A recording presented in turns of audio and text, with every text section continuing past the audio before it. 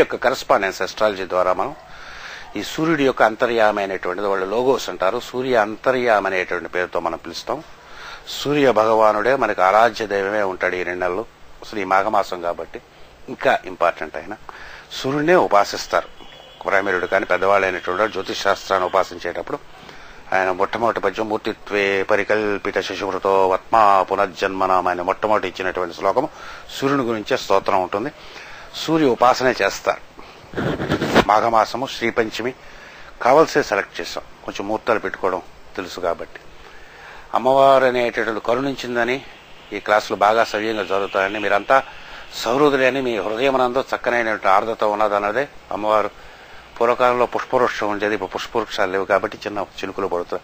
ఎప్పుడైనా సరే మంచిది అయినటువంటి చిన్న చినుకులు పడినప్పుడు శుభం కింద లెక్క. భూమి తడిసి మొక్కలు పైకి వస్తాయి కాబట్టి శుభం కింద లెక్క. మంచి టైంలోనే స్టార్ట్ అయిందని అని అనుకుంటున్నాను నేను. మంచిత అమ్మవారు మనకి క్లాసులనే నడిపిస్తూ ఉంటుంది. సూర్యుని ఉపాసన చేస్తూ ఉంటాం. ఆ సూర్యుడు అనేటటువంటి ఆయన మనలో ఒక వెలుగుని తీసుకొస్తూ ఉంటాడు. ఆ తెలుగుచ్చేటటువంటి వెలుగు అనేటటువంటిది నేను అనేటటువంటి వెలుగుగా ఉంటుంది. ఎక్కడ ఉంటుంది ఏముంటుంది అనేటటువంటి లోపల మనం చేస్తాం. పెద్దలు అనేటువంటి వారు నివారసో గవర్తన్వి పీతాభా స్వచ్ఛనోపమా ఇలాగా అనేక శ్లోకముల్లో ఆయన చెప్తారు. మనకి ఏమీ చెప్పక్కర్లేదు. నేను అనగానే ఎవరిదైనా చెయ్యి ఎక్కడికి వెళ్తుంది.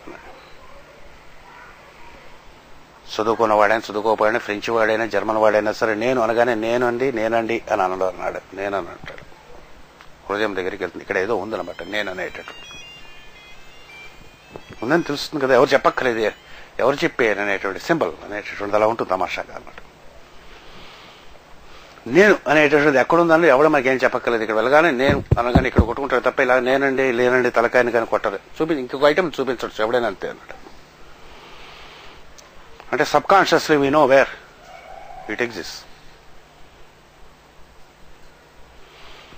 ఈ పరమమైనటువంటి నేను ఆత్మ అనేటటువంటి సర్కిల్ విత్ సెంట్రల్ పాయింట్ కింద మనం చెప్తాం. దీన్ని మనం ఇంకా మెడిటేట్ చేస్తాం. లోపలికి వెళ్ళినప్పుడు బాగా చెప్తూ వస్తాం దీని గురించి. మీరు ఇంకా మెడిటేట్ చేస్తుంటే సూర్యుడి గురించి తెలుస్తుంటే మీరే సెంటర్గా చుట్టూ ఆకాశం భూమి ఆకాశములు కలిసినటువంటి ప్రదేశమును సర్కిల్గా కానీ రోజు కానీ కూర్చొని సూర్యునికి ఎదురుగా కానీ ఉపాసన చేయగలిగితే ఓంకారాన్ని ఉచ్చరించి వెంటనే కాను మొదలు పెడితే రోజు రోజుకి పర్ఫెక్షన్స్ లోనికి వెళ్తారు. Anything which is circular in this when meditate upon makes your mind goes your mind into perfection అన్నారు. దీనినే భూ అనేటటువంటి వ్యాహృతిగా భూభోత్సవాన్ని వ్యాహృతులు ఉంటాయి. అందులో భూ అనేటటువంటి యాత్రిగా మొట్టమొదటి ధ్యానం చేయవలసినటువంటి వ్యాహృతిగా చెప్తారు.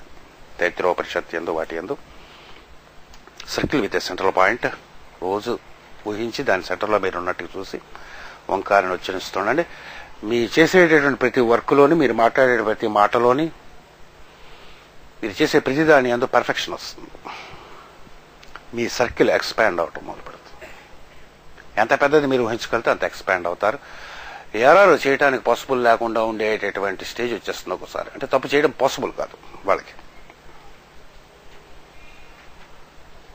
అటువంటి సింబల్స్ ఈ సింబల్స్ మెడిటేట్ చేయటం వల్ల ఒక్కొక్క సింబల్ చేయటం వల్ల ఒక్కొక్క రకమైనటువంటి శక్తి మనలో వస్తుంది.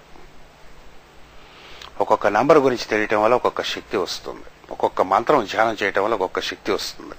అది సరి అయినట్టు గురువు దగ్గర సరైన న్యాసం చేసి సరైన విద్యగా అభ్యసిస్తే మీకు తెలియకుండా లోపల వెలుగు పెరుగుతూ ఉంటుంది. ఇవి ఏమిటవుతాయంటే వచ్చే జన్మకి క్యారీ అవుట్ అవుతాయి. లేవగానే పొద్దున్న ఇవి గుర్తొస్తాయి. మీరు నిన్న మొన్న ఏం చేశారంటే లేవగానే పొద్దున్న ఏమిటి వస్తుంది అప్పులు వాడు గుర్తొస్తాడు. అప్పులు చేసిన వాడికి పొద్దున్న లేవగానే ఎవరు కనిపిస్తారు? అప్పులు వాడు కనిపిస్తాడు. మీరు అప్పులన్నీ చేసేసి విశాఖపట్నం నుంచి పారిపోయి హైదరాబాద్ వెళ్ళిపోయారు అనుకోండి. హైదరాబాద్ నుంచి మీరు గోదావరిలో కిందకి దిగ్గానే మొట్టమొదటి ఎవడు స్టేషన్లో అడుగు పెట్టగానే ఎవడు గుర్తొస్తాడు? అప్పులు వాడు గుర్తు పెట్టేస్తాడు.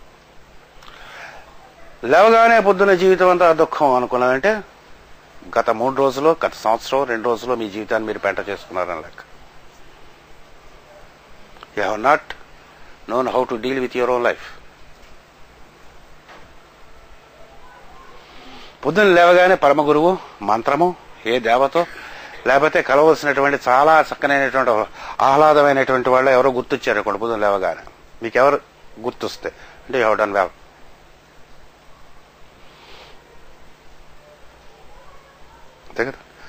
So you awaken into what? You have sown in previous lives. Bhagavadgita యందు శ్రీకృష్ణుడు ఏం చెప్తాడు, రాత్రి మీరు నిద్రపోయేటప్పుడు ఏ గ్రూప్ ఆఫ్ థాట్స్ ఉంటాయో పొద్దున్న లేచేసరికి అవే గ్రూప్ ఆఫ్ థాట్స్ లో లేస్తారు. కావాలంటే టెస్ట్ చేసుకోండి ఎవరైనా సరే. Not an item as a group. రాత్రి ఏడుస్తూ పడుకుంటే పొద్దున్న ఏడుస్తూ లేస్తారు, రాత్రి నవ్వుతూ పడుకుంటే పొద్దున్న నవ్వుతూ. అంతే మా అమ్మలో వీళ్ళు అంతా కూడా రాత్రి పడుకుంటే గజేంద్రునికి తప్పించుకోవాలి, కృష్ణుని స్మరించుకో, దేవుని స్మరించుకుని పడుకో అనేటువంటి చాలా సైంటిఫిక్ ట్రూత్ ఉన్నది. అమ్మమ్మలు తాతలు చెప్పినటువంటి ఏవైతే సంప్రదాయమైనటువంటి ఉంటాయో వాటిలో అనేక ఋషుల యొక్క సంప్రదాయం ఉండేటటువంటి రహస్యములు ఉంటాయి. If you remove the husk there is always lot of truth or grain of truth in it everything. Fairy tales కానీ ఇవన్నీ కూడా ఏవైతే చెప్తారో సంప్రదాయం ఉంటాయో కుట్టిపరియడానికి లేదు, తెలియక మనం కొట్టేస్తాం తప్ప. సో మీరు పొద్దున్న ఏమిటి లేస్తారంటే always we awaken into what we have done in previous lives. ఈ జన్మ దేన్ని బట్టి వస్తుంది, ప్రీవియస్ లైఫ్ లో ఏం చేసుకున్నాం, లాస్ట్ లో ఏమిటి చేసుకున్నాం, ఆ గ్రూప్ ఆఫ్ థాట్స్ కింద వస్తుంది అన్నమాట.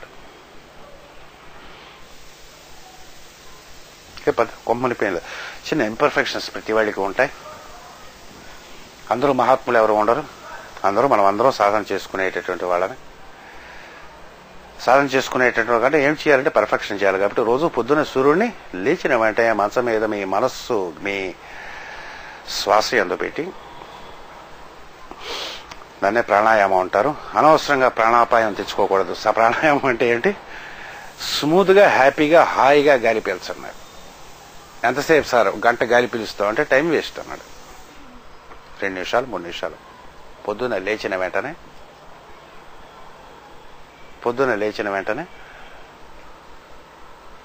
మనస్సు భూమధ్యమనంద పెట్టి 2 నిమిషాలు గాలి పీల్చి వదిలేసాను. Circle with central point. ఒకసారి మెడిటేట్ చేయండి, మనసుని దగ్గర మీ పని చేసుకోండి. ఒక 10 రోజులు ప్రయత్నం చేసి చూడండి ఎలా ఉంటుంది అన్నాడు. అంటే you enter into perfection and your day is entering into perfection. ఆయన మనం ఎస్ట్రాలజీలో ఈయన ఏమని పిలుస్తామంటే సూర్యుడు అనే పేరుతో పిలుస్తాం, సన్.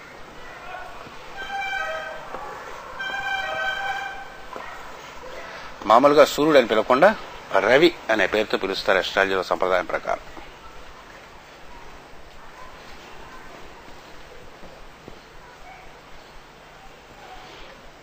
రవి అనే పేరుతో పిలుస్తాడు. ఎందుకంటే రవి అంటే రావము చేసేట అరుస్తట.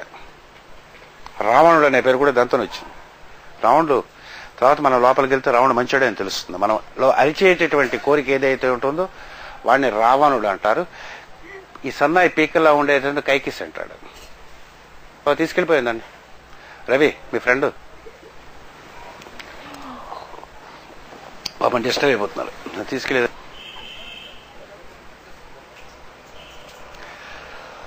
రవి అనే పేరుతో పిలుస్తా. తర్వాత ఆయన గురించి మనం ఎక్స్ప్లెయిన్ చేసుకుంటాం. ఒక్క సూర్యుడు గురించే మనం ఒక్కొక్క గ్రహం గురించి 3-4 క్లాసులు చెప్పుకుంటాం. తర్వాత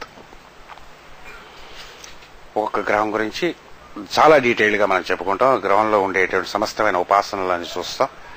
how it works in our daily life ఇవన్నీ కూడా చూస్తాం. అంటే పక్కన మనకి 2 అవుతుంటాయి. ఎస్ట్రాలజీ ద్వారా రేపు పొద్దున్న ఏమిటి జరిగిపోతుందని తెలియటం అనేటటువంటిది కూడా ఒకటే. ఉండగా రేపొద్దున ఏమిటి జరుగుతుందో దాన్ని ఇంప్రూవ్ చేయడానికి ఏం చేయాలి, 2 కూడా జమిలిగా వెళ్తాయి. అది జ్యోతిర్విద్య అంటే. ఈ నేను అనేటటువంటి ప్రజ్ఞ ఏదైతే మనం ఉంటుందో we can call it consciousness. ప్రజ్ఞ అని పేరుతో పిలవచ్చు, ఇంకొక పేరుతో పిలుస్తుంది అని.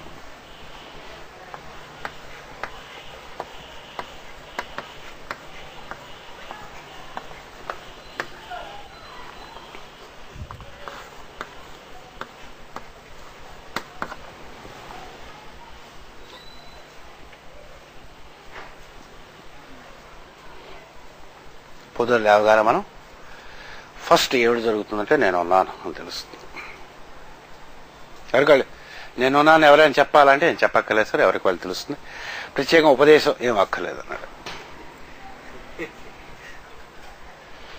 ఆ తెలిసేటటువంటి నేను ఒక్కొక్కడికి ఒక్కొక్క రకంగా ఉంటుంది. కృష్ణుడు అనే నేను వేరు, మనం అనే నేను వేరు. కాలేజీలో చదివేటప్పుడు క్లాస్ ఎగ్గొట్టినప్పుడు ఆ ఫ్రెండ్కి ఏం చెప్తారు, ప్రాక్సీ చెప్పురా అని చెప్తారు. వీడు ఎవడో అటెండెన్స్ సార్ గెస్ సార్ అన్నట్టు ప్రాక్సీ అనమాట. మనం చెప్పే నేనులన్నీ కూడా ప్రాక్సీ నేను. 7 లోకంలో ఉండగా భౌతికమైన లోకంలో నాకు బరువుగా ఉందండి, అన్నం తిన్నానంటే భౌతిక శరీరం గురించి అక్కడి నుంచి నేను మాట్లాడుతున్నాను. కోపంగా ఉందండి అని అంటే కామలోకంలో నుంచి మాట్లాడుతున్నాం లెక్క. చాలా బాగా అర్థమైంది అని అంటే మనస్సు లోకంలో